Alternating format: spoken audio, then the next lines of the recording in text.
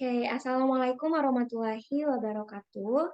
Selamat pagi dan salam sejahtera bagi kita semua. Sebelumnya yang terhormat kepada Ibu Dr. Andes Kim Yulianti Subarsa Putri MSI, selaku dosen pengampu mata kuliah Public Relation. Oke, di sini kami dari kelompok 1. Kali ini kami akan membahas materi mengenai Public Relation. Oke, boleh tolong di next. Nah, di sini anggota dari kelompok 1 itu yang pertama ada Abdullah Azam, lalu ada Alia Sefatrina, lalu ada saya sendiri Mita Rahmadewi, dan yang terakhir ada Safa Putri Nurfitri Alim. Boleh di next. Nah, adapun topik yang akan kami bahas pada materi kali ini, yang pertama itu ada pendahuluan, lalu ada pokok bahasan public relation, lalu ada studi kasus, lalu ada kaitan pokok bahasan dan kasus yang diangkat, kemudian ada perspektif tulisan, dan yang terakhir ada kesimpulan. Boleh tolong di next? Oke, yang pertama itu ada pendahuluan. Boleh tolong di next lagi? Nah, di sini sedikit banyaknya kami akan membahas sedikit mengenai sejarah singkat dari public relation sendiri. Nah, public relation itu pertama kali dikemukakan oleh Presiden Amerika Serikat, yaitu Thomas Jefferson pada tahun 1807, di mana yang dimaksudkan untuk menjalin sebuah hubungan luar negeri. Public relation juga merupakan aspek yang sangat dibutuhkan dalam suatu organisasi, baik organisasi yang bersifat komersial maupun non-komersial, yang mana kehadirannya sendiri sangat dibutuhkan dalam setiap agenda. Dikarenakan public relation itu merupakan salah satu elemen yang menentukan keberlangsungan sebuah organisasi. Nah, secara positif, arti penting dari public relation sendiri sebagai sumber informasi terpercaya kian terasa pada era globalisasi dan banjir informasi seperti sekarang ini, yang mana public relation sendiri menjadi sebuah bidang yang sangat menarik dibicarakan dalam sebuah diskusi. Nah, di Indonesia sendiri nih, public relation atau PR muncul dan berperan penting pada saat terjadinya masa krisis. Baik itu krisis dalam konteks mikro yang menghantam perusahaan demi perusahaan maupun krisis ekonomi yang menghantam Indonesia sejak September tahun 1977 lalu. Adapun perusahaan-perusahaan yang semula mendominasi ekonomi dan perdagangan Indonesia mendadak kehilangan muka karena terbukti tak mampu mengelola kinerja perusahaan, yang dikarenakan perusahaan tersebut dikelola dengan asas kekeluargaan dan pertemanan, yang tentu saja sangat identik dengan korupsi, kolusi, dan juga nepotisme atau KKN. Nah, para pemilik perusahaan menjadi pesakitan di pengadilan karena terjerat kredit macet yang disebabkan adanya perubahan kekuasaan politik sehingga mereka tak lagi mendapatkan perlakuan khusus. Nah, citra bisnis mereka sendiri menjadi lebih hancur karena pada saat itu pers berubah wajah menjadi kekuatan yang sangat kritis dan independen tentunya. Padahal sejak dulu setiap pengusaha yang telah merintis bisnis di Indonesia sebenarnya sangat ingin terus memiliki citra yang baik sebagai pelaku bisnis. Nah, selain dari citra buruk akibat dari kredit macet, yaitu hampir seluruh perusahaan mengalami penurunan pendapatan yang disebabkan oleh melemahnya penurunan pendapatan karena daya beli masyarakat yang sangat rendah gitu, hingga berada di titik yang paling rendah pada saat itu. Biaya tinggi yang mereka keluarkan melalui iklan tidak lagi mampu mengangkat angka penjualan.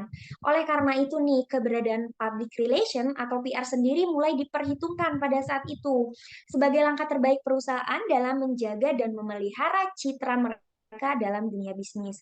Nah, public relation atau PR sendiri dalam hal ini mampu untuk menciptakan citra positif kepada konsumen sehingga mereka tetap loyal pada merek produk maupun percaya pada kredibilitas perusahaan, yang mana strategi public relation atau PR ini sendiri dilakukan saat krisis diharapkan mampu membuahkan hasil setelah krisis itu usai. Oke, boleh tolong di next.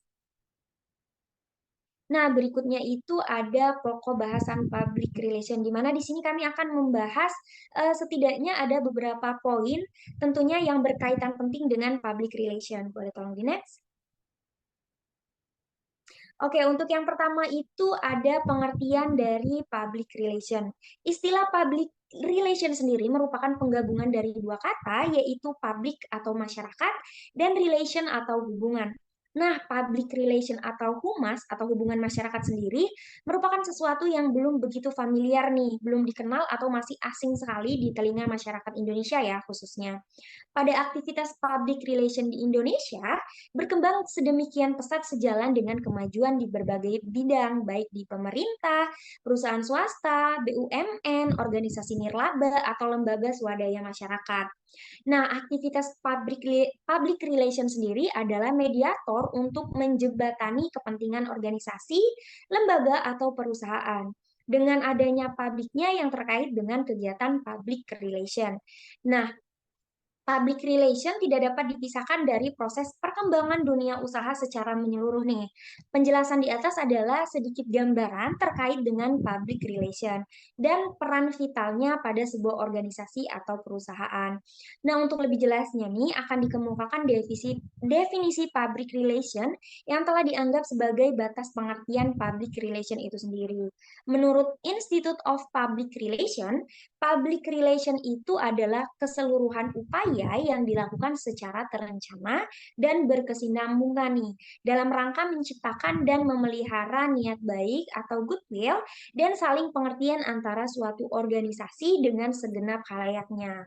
Oke, dari definisi public relation yang dipaparkan oleh Institute of Public Relation dapat kita lihat bahwa di sini aktivitas dari public relation adalah aktivitas yang sangat terencana, berkelanjutan dan dapat diukur, bukan aktivitas yang sifatnya insidental ya dan tidak terencana. Tapi pada hal ini Frank Jeffkins berpendapat bahwa public relation adalah bentuk komunikasi yang sangat terencana, baik itu ke dalam maupun keluar antara suatu organisasi dan semua halayaknya dalam rangka mencapai tujuan yang spesifik yang tentunya berlandaskan pada saling pengertian.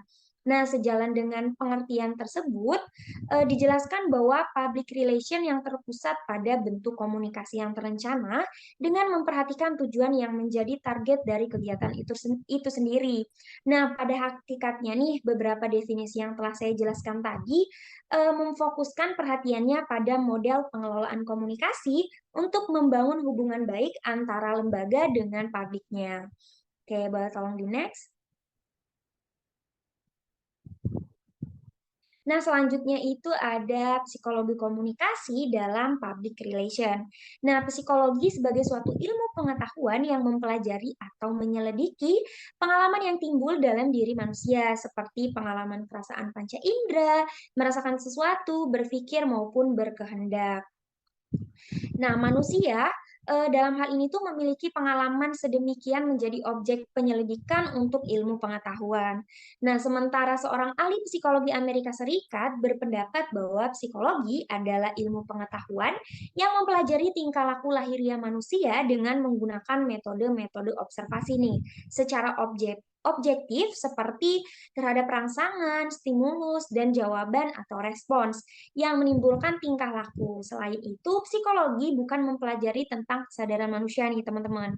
Nah, sedangkan komunikasi itu sendiri, bila diperhatikan dalam psikologi komunikasi, mempunyai makna yang sangat luas, meliputi segala penyampaian energi, gelombang suara, tanda di antara tempat, sistem, ataupun organisme. Nah, kata komunikasi sendiri dipergunakan sebagai proses, sebagai pesan, sebagai pengaruh, atau secara luas sebagai pesan pasien dalam psikoterapi. Nah, psikologi sendiri mencoba menganalisa seluruh komponen yang terlibat dalam komunikasi. Pada diri komunikan, psikologi itu memberikan karakteristik manusia, komunikan, serta faktor-faktor internal maupun eksternal yang mempengaruhi perilaku komunikasinya. Pada komunikator, psikologi melacak sifat-sifatnya dan bertanya nih, apa yang menyebabkan satu sumber komunikasi berhasil dalam mempengaruhi orang lain, sementara sumber komunikasi yang lain tidak bisa mempengaruhi. Nah, dalam hal ini, psikologi komunikasi sendiri memiliki peranan penting dalam public relation dalam aktivitasnya. Public relation berusaha menyelenggarakan komunikasi timbal balik atau two-way communication antara perusahaan atau lembaga dengan pihak publik. Tujuannya tentu saja untuk menciptakan saling pengertian dan dukungan bagi tercapainya suatu sasaran tertentu, kebijakan, kegiatan, produksi barang, dan pelayanan jasa. Nah, pada akhirnya, kemajuan perusahaan dan citra positif lembaga pun mampu tercapai. Pelaksanaan kegiatan komunikasi tidak terlepas dari hubungan dengan publik di luar lembaga, atau instansi di mana kegiatan public relation memang bertujuan untuk memperoleh dan memelihara hubungan baik dengan publik. Boleh tolong di next? Nah, selanjutnya itu ada marketing public relation. Marketing public relation adalah proses mengidentifikasi, menciptakan, dan juga mengkomunikasikan nilai serta memelihara hubungan yang memuaskan pelanggan untuk memaksimalkan keuntungan perusahaan. Tujuan utama dari marketing public relation sendiri bukan pada selling atau seperti pada kegiatan periklanan, namun lebih kepada pemberian informasi, pendidikan, dan upaya peningkatan pengertian lewat penambahan pengetahuan mengenai suatu produk, jasa, atau perusahaan. Marketing public relation merupakan suatu konsep yang lebih tinggi dan lengkap dari iklan yang biasa, karena akan lebih kuat dampaknya dan agar lebih lama diingat oleh konsumen. Nah, marketing public relation sendiri merupakan suatu kegiatan yang terencana dan suatu usaha yang terus-menerus untuk dapat memantapkan dan mengembangkan itikat baik atau goodwill dan membangun timbal balik atau mutual understanding antara suatu organisasi dengan masyarakat. Marketing public relation cukup efektif dalam membangun pengenalan merek dan pengetahuan merek. Pengembangan tersebut juga berpotensi untuk memasuki bahkan mendukung bauran pemasaran, khususnya untuk unsur promosi dalam bauran tersebut. Nah, tujuan marketing public relation atau MPR adalah untuk mendapatkan kesadaran, merangsang penjualan, memfasilitasi komunikasi, dan membangun hubungan antara konsumen, perusahaan, dan merek produknya. Adapun fungsi dari marketing public relation atau MPR sendiri adalah mengkomunikasikan informasi yang kredibel, pemberian sponsor event yang sesuai, serta mendukung kegiatan sosial yang menguntungkan masyarakat nih.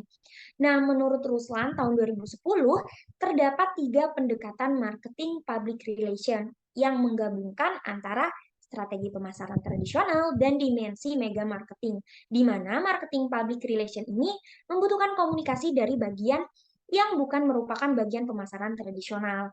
Adapun strategi tersebut, yang pertama strategi push atau strategi ini merupakan perusahaan mendorong produknya melalui sarana tertentu.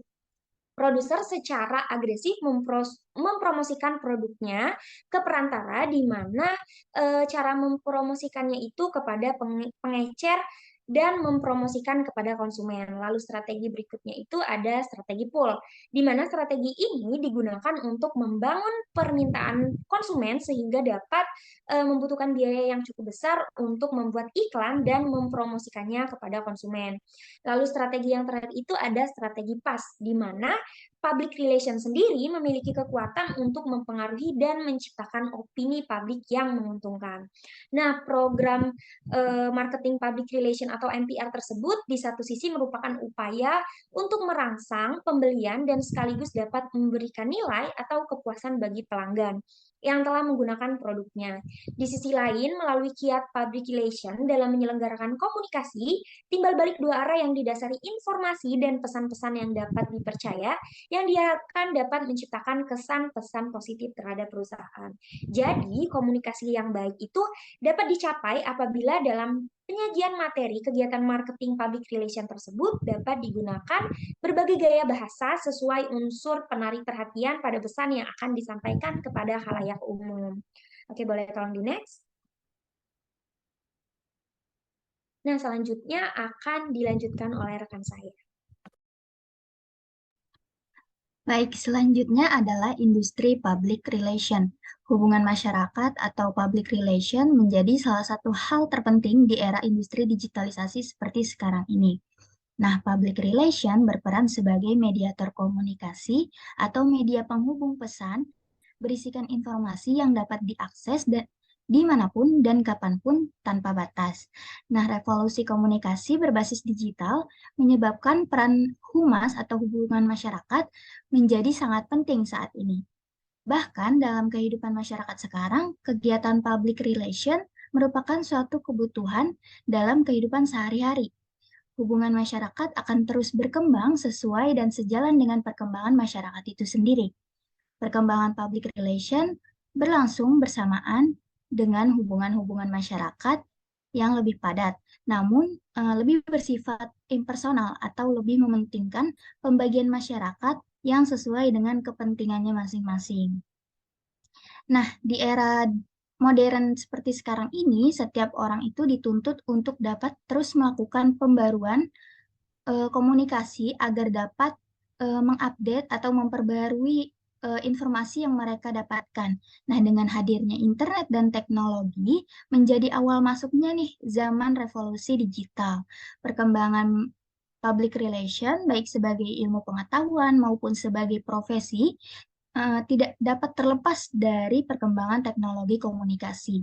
Nah, pengaruh teknologi komunikasi terhadap public relation juga bisa berbentuk sebagai media penghubung antar masyarakat ataupun menjadi sebuah kegiatan PR yang memiliki perspektif baru, yang memiliki pandangan baru dalam masyarakat, sehingga memunculkan istilah cyber PR atau cyber public relation. Nah, perkembangan komunikasi di era digital menuntut para praktisi public relation agar dapat beradaptasi nih dengan memanfaatkan media baru yang ada untuk menjalin komunikasi serta menjangkau seluruh masyarakatnya dengan cara yang sederhana, cepat, dan juga efektif. Hal ini pun membuka peluang baru bagi praktisi PR untuk senantiasa mengumpulkan informasi-informasi, kemudian menyampaikan pesan, serta memantau opini publik terhadap isu-isu yang berkaitan dengan perusahaan dengan memanfaatkan media baru tersebut. Nah, peran lain yang dimainkan dalam kegiatan hubungan masyarakat atau humas adalah sebagai koordinator komunikasi yang menjadi penghubung antara perusahaan untuk menyebarkan informasi mereka kepada publik. Untuk mengatasi permasalahan tersebut dalam public relation berperan sebagai perantara komunikasi yang tujuannya adalah untuk menjaga nama baik perusahaan dan citra baik dari organisasi atau perusahaan itu sendiri untuk mencapai hasil yang mereka inginkan. Nah, bagi public relation, bagi public relation membangun reputasi di era digital saat ini merupakan tantangan yang harus dihadapi karena sebagaimana kita tahu bahwa arus digital itu membawa eh, dampak yang positif dan juga dampak yang negatif, yang mana saat ini orang sudah bisa mengakses berita, mengakses media sosial melalui gadget mereka masing-masing gitu ya. Kemudian public relation juga menjalin hubungan dengan eh, kemudian public relation juga menjalin hubungan dengan media yang selanjutnya disebut dengan media media relation. Nah, selanjutnya ada bagaimana mengelola program hubungan masyarakat yang direncanakan. Yang pertama itu ada penyampaian program humas. Nah, dalam sebuah organisasi yang bergerak secara efektif, biasanya staf public relation officer itu diharapkan dapat mempresentasikan program dan anggaran yang direkomendasikan untuk tahun anggaran yang akan datang. Saat melakukan presentasi kepada klien, konsultan biasanya harus dapat mempresentasikan dan memaparkan program proposal terperinci yang didukung dengan anggaran biaya yang penuh sehingga nanti klien bisa tahu nih apa yang dapat diharapkan dari uang tersebut dan konsultan bisa mengetahui nih apa yang diharapkan untuk dibayar gitu. Nah, proposal yang disepakati nantinya harus menjadi dasar kontrak layanan mereka. Bahkan ketika manajemen puncak tidak mengharapkan program dan anggaran itu, eh, maka hal tersebut bisa meningkatkan posisi profesional dari public relation officer itu sendiri. Nah, jika pendekatan bisnis dimulai dengan menyumbangkan informasi ini, hal ini akan memungkinkan alokasi dan kontrol pengeluaran waktu dan uang, serta menetapkan dengan jelas ruang lingkup dan keterbatasan sumber daya. Hal ini juga akan diperjelas oleh prioritas dan menetapkan apa yang dapat dilakukan atau yang tidak dapat dilakukan. Nah, yang kedua itu ada perencanaan hari pelaksanaan. Untuk pekerjaan atau acara terpisah, misalnya seperti pers, yang mana memerlukan persiapan yang dapat memakan waktu selama kurang lebih 3 bulan lamanya. Nah, jadwal perencanaan hari pelaksanaan itu dapat direncanakan mulai dari acara sampai tindakan apa nih yang harus diutamakan dan harus didahulukan. Hal ini dapat dilakukan secara manual ataupun dengan menggunakan perangkat lunak perencanaan yang relevan. Buku harian tindakan atau buku harian tanggung jawab akan membantu penyelenggara untuk merencanakan urutan tugas yang akan dilaksanakan terlebih dahulu menjelang acara dan tidak dapat melaksanakan tugas berikutnya apabila tugas-tugas sebelumnya itu belum diikuti atau dikerjakan. Nah, hal ini akan membuat program perencanaan untuk acara dapat terkendali dan dapat tersusun dengan rapi. Nah, setelah menulis rencana daftar-daftar kegiatan yang harus dilakukan, kemudian setelah itu kita dapat mengaitkannya dengan anggaran semua barang yang harus dipesan atau dibeli. Nah, sebelum menyetujui suatu program, biasanya manajemen dapat mengajukan sejumlah pertanyaan dan menganalisis apakah program tersebut akan menguntungkan atau tidak. Nah, di antaranya pertanyaannya sebagai berikut. Tujuan apa yang penting untuk dicapai? Kemudian manfaat apa sih yang ingin dicapai?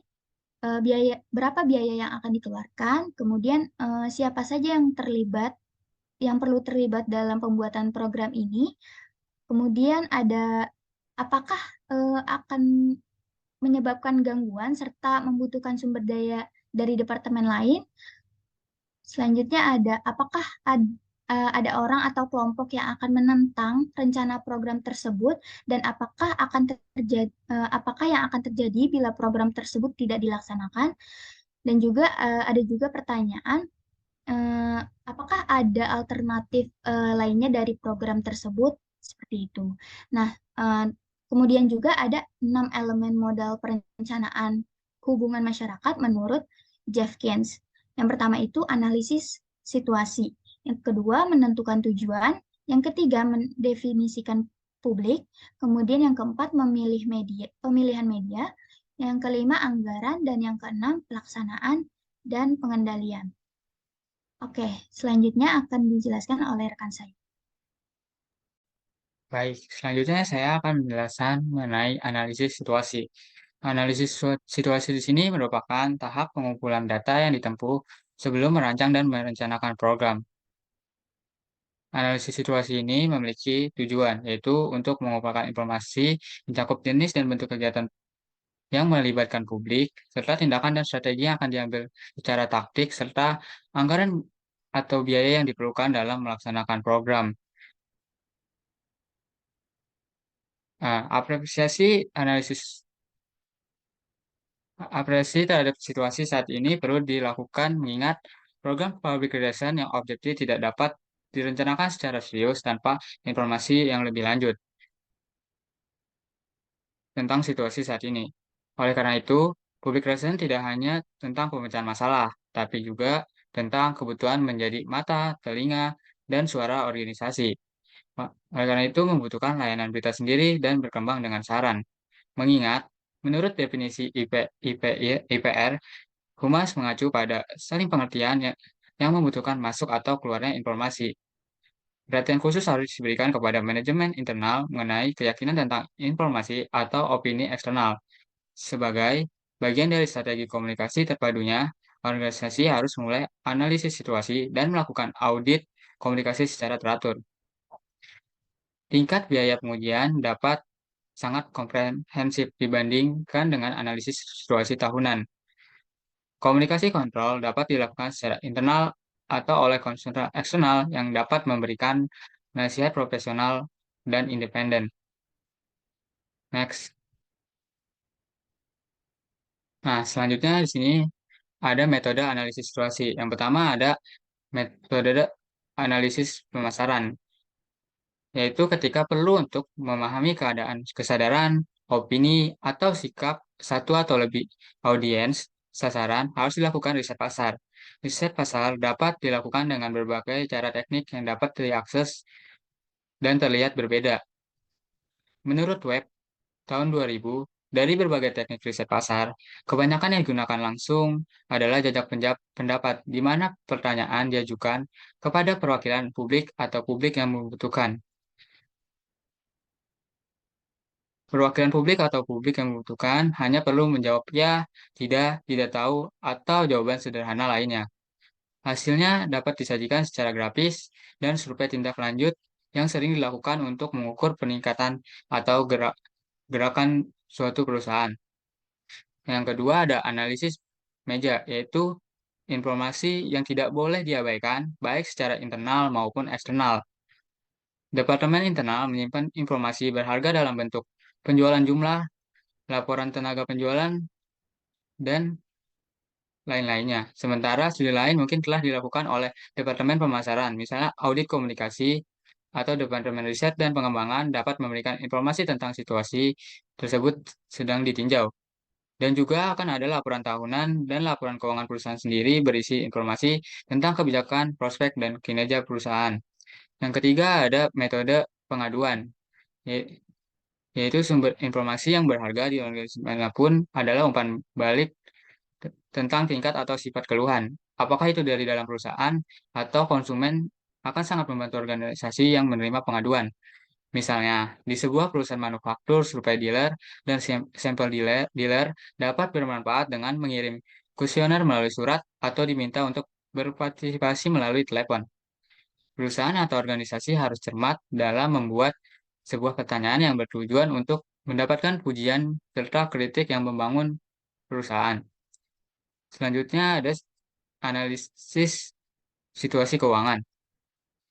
Dengan membaca web keuangan atau majalah keuangan, mungkin dan harga saham harian tidak cukup untuk menilai kondisi keuangan. Dan lebih banyak orang minat untuk terlibat dengan membeli saham institusional, misalnya dana investasi, pialang saham, dan khususnya analisis investasi dapat menghasilkan laporan tentang perusahaan sebagai prospek investasi. Dengan berbagai kegiatan publik yang menarik bagi masyarakat, status keuangan perusahaan akan cukup besar. Bahkan kelemahan ekonomi dapat mempengaruhi tidak hanya investasi, tetapi juga peluang kerja, peluang usaha, dan bidang usaha lainnya. Boleh di next. Nah, selanjutnya ada metode sikap media, yaitu umpan balik tentang pers dan skrip penyiar diterima secara teratur oleh kantor. Metode ini dikenal sebagai pemantauan media yang memiliki tujuan untuk menjawab pertanyaan seperti berikut. Pertanyaan yang pertama yaitu, apa yang media katakan? Yang kedua, bagaimana kualitas pelaporannya? Yang ketiga, apakah mereka melakukan dengan benar? Yang keempat, apakah mereka kritis atau baik hati? Yang yang kelima, apa yang didapatkan oleh pesaing? Nah, di sini sikap media juga dapat mencakup hubungan langsung dengan pers. Yang keenam ada metode hubungan karyawan dengan manajemen. Hubungan karyawan dengan manajemen, sikap dan persepsi staf sangat penting. Mereka cenderung mempengaruhi persepsi banyak publik, seperti pelanggan, pemasok, dan lain-lain. Survei dapat berguna di sini, dan ini biasanya disertakan dalam audit komunikasi yang sering mengungkapkan bahwa manajemen tidak mengetahui sikap karyawan. Hubungan industrial yang buruk yang menyebabkan pemogokan. Hal ini terjadi akibat kesalahpahaman dari keluhan asli. Contoh dari tindakan ini adalah Harley Davidson dari Eropa. Perusahaan ini percaya bahwa cara terbaik untuk mengembangkan cita perusahaannya dengan cara penempatan kebijakan harga premium merupakan strategi keterlibatan pelanggan super. Ini mengingatkan karyawan di semua tingkat perusahaan untuk mempertimbangkan kebutuhan pelanggan sebagai yang terpenting. Selanjutnya yang terakhir ada komunikasi hubungan komunitas, yaitu bagaimana organisasi dianggap oleh orang-orang yang tinggal dan bekerja di dalamnya. Hubungan komunitas ini adalah sesuatu yang sering dianggap biasa atau lebih buruk lagi, yaitu diabaikan. orang memiliki peran di dalam komunitas, yaitu sebuah perusahaan mungkin dapat beroperasi jauh lebih efisien jika dibutuhkan kesulitan untuk mencari tahu bagaimana itu bisa menjadi lebih baik. Mungkin selanjutnya akan dilanjutkan oleh teman saya.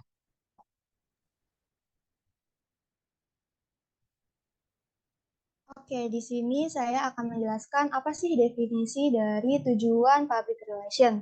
Sebelum masuk ke definisi tujuan, di sini saya mau menyinggung sedikit pengertian dari public relation itu sendiri.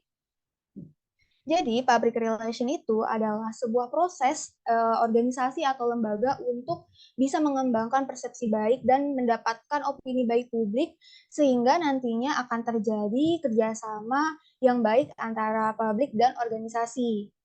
Nah, tujuan public relation yang utama sebenarnya itu mempengaruhi perilaku individu dan kelompok melalui dialog dengan semua golongan untuk membentuk persepsi, sikap, dan opini yang mendukung kesuksesan perusahaan.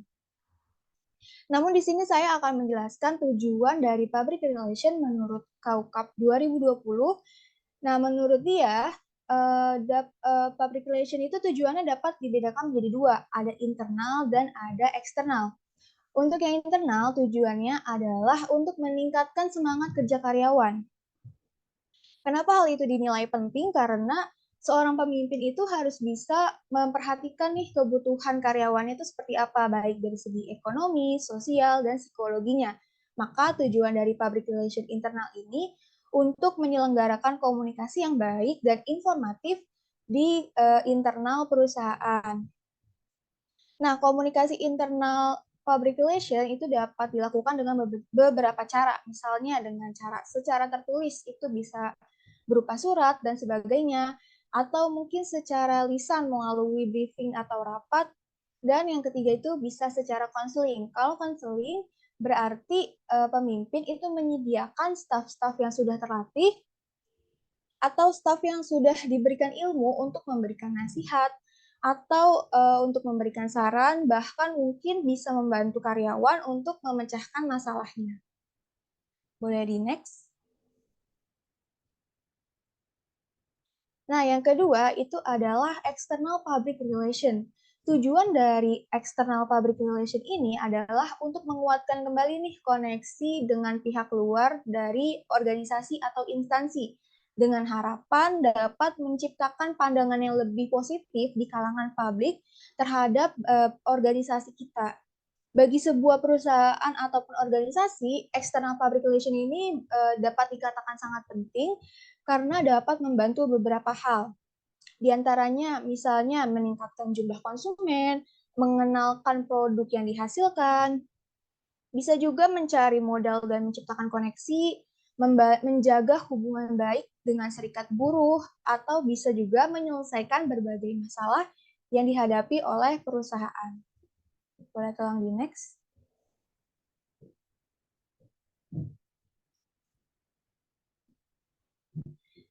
Nah, masih menyinggung yang sebelumnya, untuk external public relation itu kita dapat melalui beberapa cara. Ada misalnya press release. Press release itu adalah menyusun pesan dengan jelas dan tidak menimbulkan kesalahpahaman.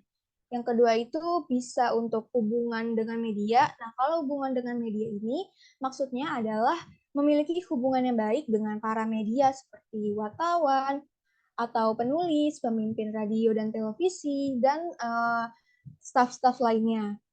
Lalu ada juga konferensi pers dan briefing. Nah, kalau konferensi pers dan briefing ini hanya dilakukan dalam kondisi tertentu, misalnya perusahaan ingin melakukan konfirmasi. Nah, itu bisa mengadakan konferensi pers dengan media dan perwakilan media lainnya. Lalu ada publicity. Publicity ini adalah teknik dalam public relation yang tujuannya itu untuk menyampaikan berita melalui media seperti surat kabar, majalah, radio, dan televisi. Bisa juga dengan melalui radio dan televisi. Media radio dan televisi sangat cukup efektif dalam menyampaikan pesan karena tidak semua masyarakat mampu membaca. Dan ada juga media komunikasi dan informasi lainnya. Nah, di sini saya akan menjelaskan tujuan public relation menurut para ahli lainnya. Menurut para ahli, public relation itu bertujuan untuk mendukung kinerja manajemen dalam mencapai tujuan organisasi. Menurut Kusumastu 2004 dalam buku Rohmania 2021, tujuan public relation itu meliputi beberapa hal. Ada aspek kognitif. Aspek kognitif ini artinya memelihara dan membentuk saling pengertian. Yang kedua, ada aspek afektif, artinya menjaga dan saling mempunyai kepercayaan. Dan yang ketiga, ada aspek psikomotor, yang artinya memelihara dan menciptakan kerjasama. Selanjutnya ada juga tujuan dari public relation menurut para ahli. Dalam bukunya Krisyanto 2021 itu menyebutkan ada beberapa tujuan public relation, yaitu ada menciptakan pemahaman publik, yang kedua membangun citra dan reputasi positif perusahaan, yang ketiga mengawal tanggung jawab sosial dan komunikasi layanan publik, yang keempat membentuk opini publik yang mendukung dan membangun goodwill dan kerjasama. Boleh tolong di next?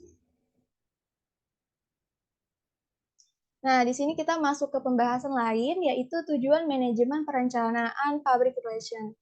Sebelum masuk ke tujuan, saya mau jelasin lagi maksud dari manajemen public relation itu apa sih. Jadi, tujuan dari manajemen public relation itu untuk menentukan goals ke depannya perusahaan itu akan seperti apa, dan lingkungan pencapaian organisasi itu nantinya akan seperti apa, serta di sini kita juga menentukan sumber daya seperti apa yang sekiranya dibutuhkan untuk mencapai goals tersebut dengan cara yang paling efektif dan efisien.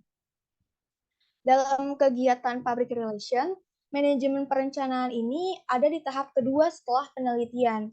Meskipun didukung oleh data yang faktual dan lengkap, pelaksanaan yang efektif itu belum tentu terjadi apabila tahap perencanaannya ini tidak ditangani dengan seksama. Maka pada tahap perencanaan, staf public relation ini harus melakukan inventarisasi masalah dan mengkorelasikan aspek yang satu dengan aspek lainnya agar masalah yang dihadapi ini dapat diselesaikan di tahap selanjutnya. Nah, ada juga pendapat menurut Catholic Center dan Brown. Kemudian mereka berpendapat hal yang sama, yaitu public relation adalah sebuah fungsi manajemen yang bertujuan untuk membangun dan mempertahankan hubungan yang positif dan bermanfaat antar organisasi dan publiknya. Dengan menjalin hubungan yang baik ini, maka organisasi dapat mempengaruhi keberhasilan dan kegagalan mereka. Boleh tolong di next? Oke, di sini ada definisi dari public. Jadi public relation ini adalah hubungan yang dilakukan oleh suatu organisasi. Sedangkan pengertian dari public itu sendiri dalam konteks ini mengacu pada sekelompok orang yang terlibat atau tergantung pada suatu organisasi atau perusahaan. Secara harfiah dari public relation ke dalam bahasa Indonesia adalah hubungan dengan publik. Namun dalam bahasa Inggris istilah publik ini tidak sama dengan masyarakat. Dalam bahasa Inggris itu diterjemahkan sebagai society. Jadi oleh karena itu publik ini memiliki makna yang berbeda dengan hubungan masyarakat.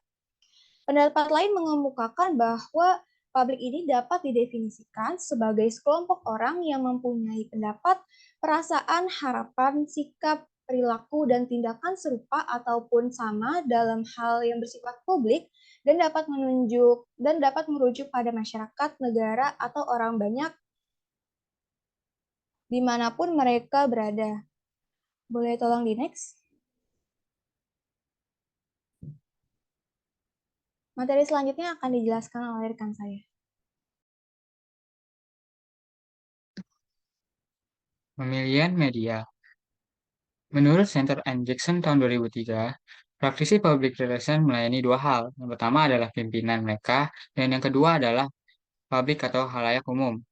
Menurutnya, media berdiri di antara keduanya.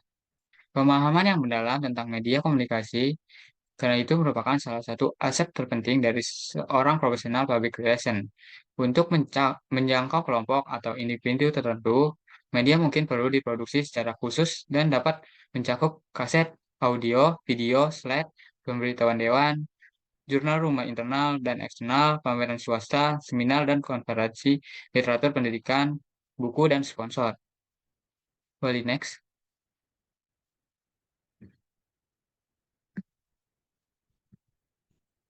Sini yang pertama ada pengembangan media.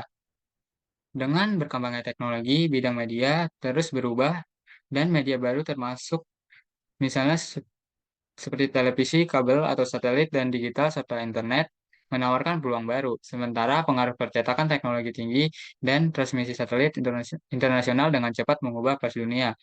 Contohnya, dengan munculnya program berita 24 jam seperti CNN, meningkatkan permintaan akan berita dan yang tidak pernah terjadi konsentrasi yang tinggi pada sektor komersial dan non komersial.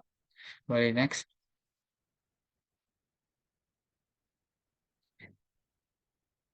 Selanjutnya yang kedua yaitu ada tugas media.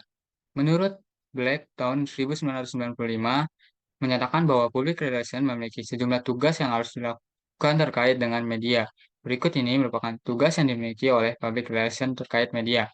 Yang pertama yaitu untuk mencari informasi tentang media dan memelihara file terkini terkait layanan informasi media.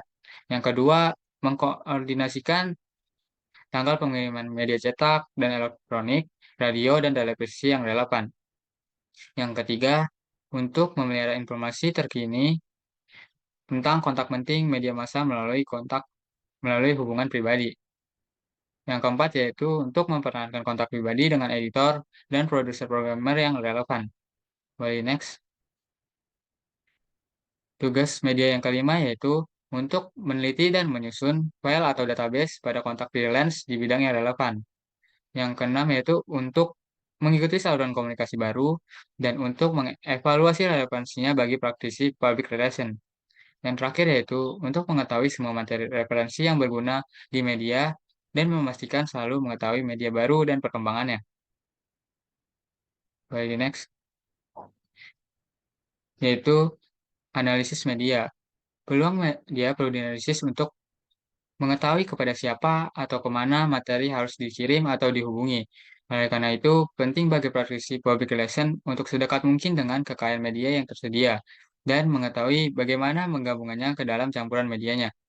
Menurut James Hill, tahun 1994, praktisi public relation yang paling mengenai media akan memenangkan liputan terbesar. Boleh dilanjut?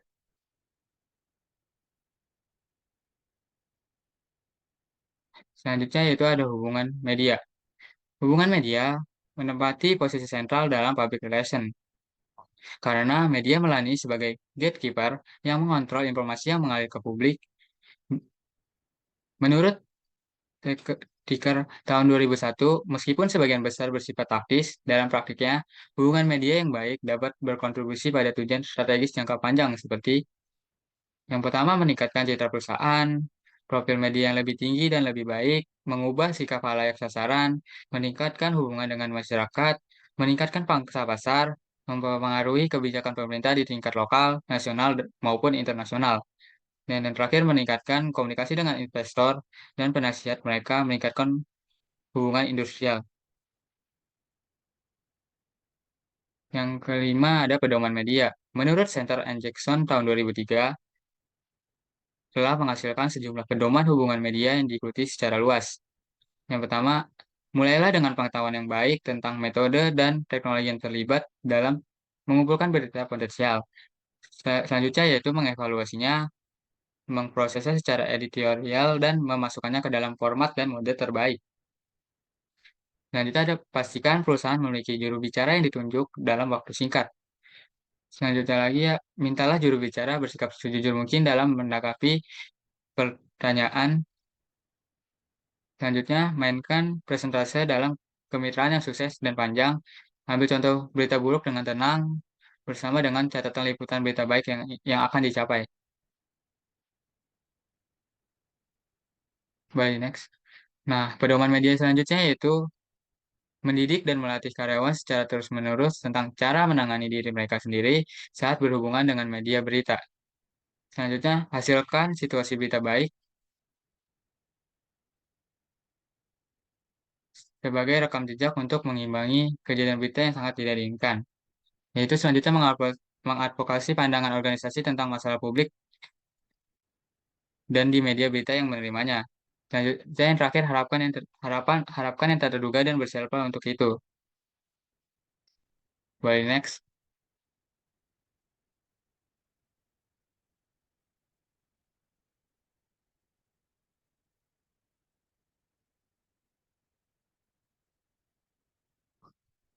Selanjutnya akan dilanjutkan oleh rekan saya.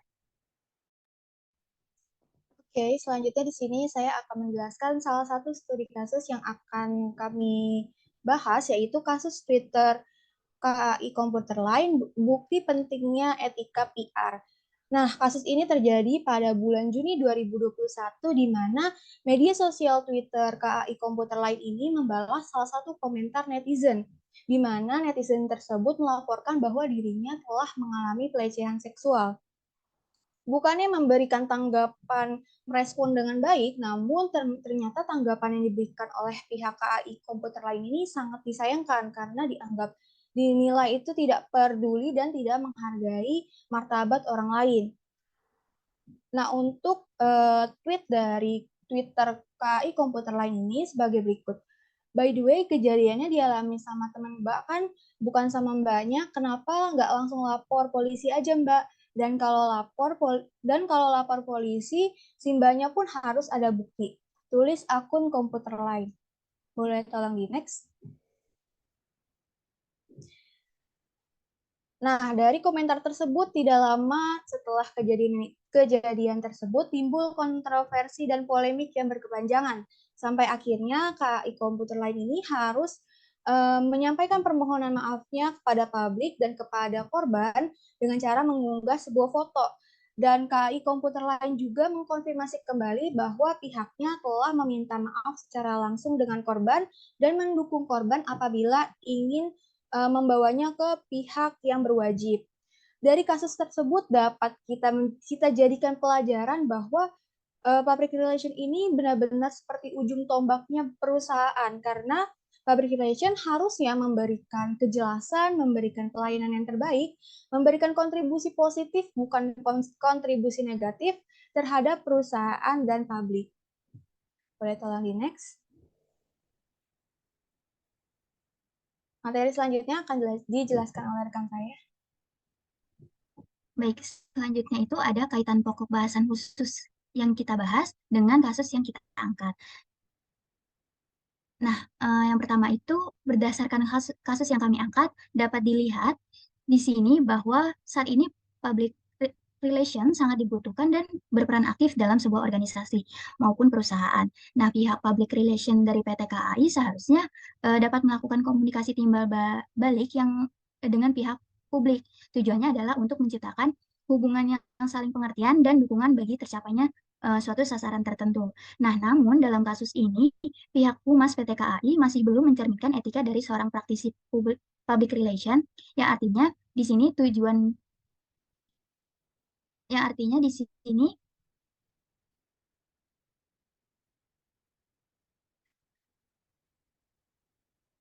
artinya di sini aspek psikologi dari pegawai dalam menjalankan profesinya sebagai seorang praktisi public relation tersebut belum sepenuhnya dijalankan. Padahal dengan memiliki pemahaman psikologi yang baik, seorang pegawai akan memberikan karakteristik manusia dalam berkomunikasi dan mengerti bagaimana mempengaruhi perilaku komunikasinya. Nah, dalam perspektif marketing public relation, seharusnya pihak perusahaan dapat mengkomunikasikan nilai serta memelihara hubungan yang memuaskan pelanggan untuk memaksimalkan keuntungan perusahaan. Nah, namun pada kenyataannya kasus tersebut sangat merugikan nama baik perusahaan, terutama PT KAI, dalam membuat masyarakat sedikit kecewa dengan respon yang diberikan oleh pegawai public relation tersebut. Nah, selain itu, tujuan dari public relation yang diantaranya itu ada menguatkan koneksi dengan pihak dari luar badan atau instansi dengan harapan serta dapat menciptakan pandangan positif di kalangan publik terhadap perusahaan juga tidak berjalan sesuai dengan yang diharapkan karena adanya kasus ini. Nah, public relation dalam industri digitalisasi seperti sekarang ini memang mengalami berbagai macam rintangan dan tantangannya sendiri. Saat ini persebaran informasi akan terjadi sangat cepat di sosial media maupun di internet dengan segala informasi apapun yang kita bagikan dalam sosial media dan internet tentunya akan dilihat oleh seluruh pengguna sosial media dan juga internet. Nah, oleh karena itu, sebelum mengunggah atau menanggapi suatu hal di sosial media, sebaiknya periksa kembali nih penggunaan bahasa yang digunakan. Apakah hal tersebut akan berdampak positif ataukah berdampak negatif. Nah, terlebih lagi dalam kasus ini, pegawai tersebut menggunakan akun sosial media perusahaan, yang mana berarti nama baik perusahaan akan dipertaruhkan. Nah, peran teknisi komunikasi di sini seharusnya dapat merealisasikan dan dijalankan sesuai dengan prosedur dan kode etik dari pekerjaan tersebut. Nah, untuk itu perlu dilakukan evaluasi mingguan dan juga bulanan untuk melihat bagaimana kinerja setiap karyawan atau setiap bidang dalam perusahaan sehingga nantinya kinerja dapat ditingkatkan dan dapat diperbarui dan diperbaiki untuk kedepannya. Selanjutnya akan dijelaskan oleh rekan saya. Oke, selanjutnya itu ada perspektif dari tulisan. Boleh tolong di next?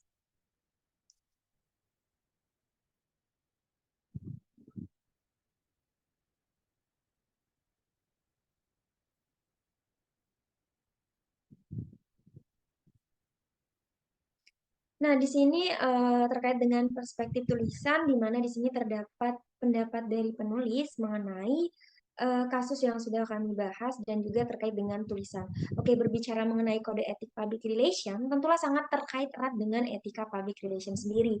Di era globalisasi seperti sekarang ini, setiap organisasi, baik profit maupun non-profit, dihadapkan pada situasi sosial ekonomi yang sangat kompetitif. Untuk itulah, setiap organisasi itu membutuhkan layanan yang terbaik dari jajaran public relation agar melaksanakan tugas dan tanggung jawabnya secara lebih efektif dan sesuai dengan kode etik yang telah ditetapkan. Hal ini dikarenakan pada praktisi public relation memiliki peranan yang sangat penting untuk berkomunikasi dengan berbagai sektor baik dunia bisnis maupun komunikasi publik. Nah, public relation tidak hanya mempresentasikan sebuah organisasi kepada publik, namun sebaliknya juga public relation merupakan representasi publik kepada organisasi.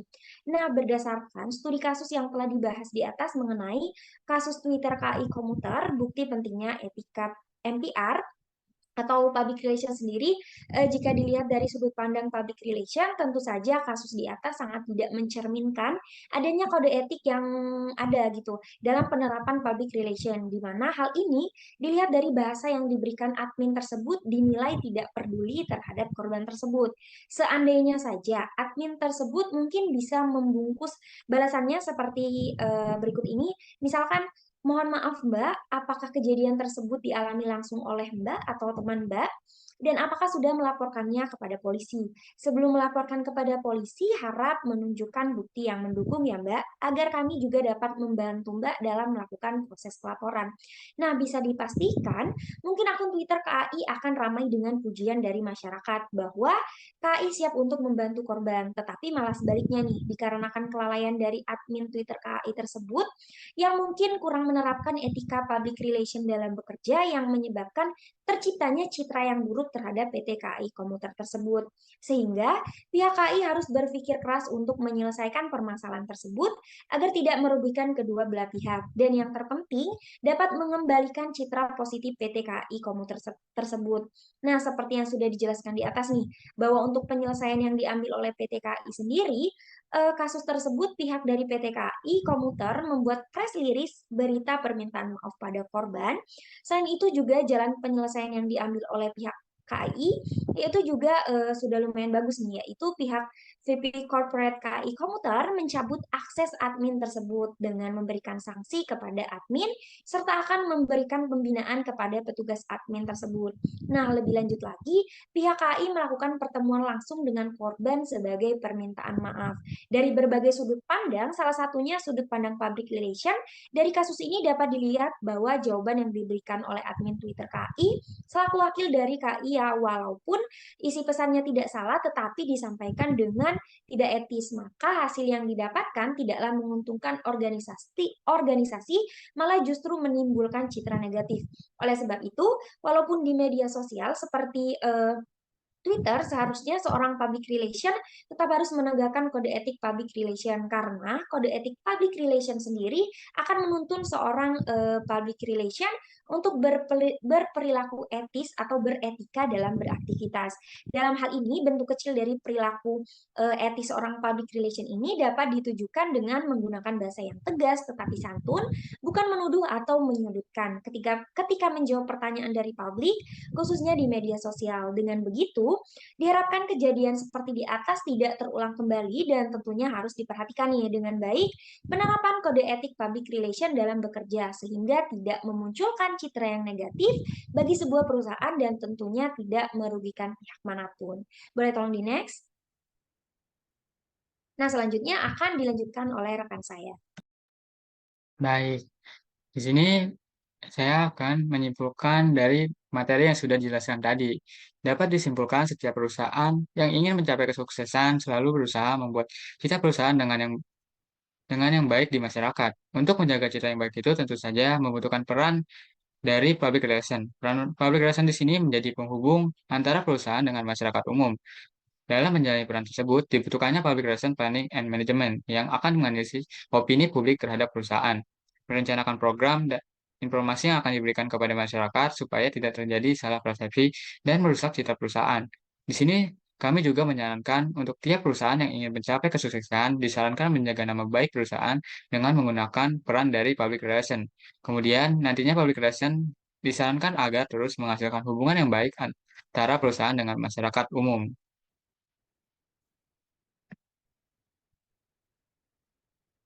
Berikut adalah referensi dari kelompok kami.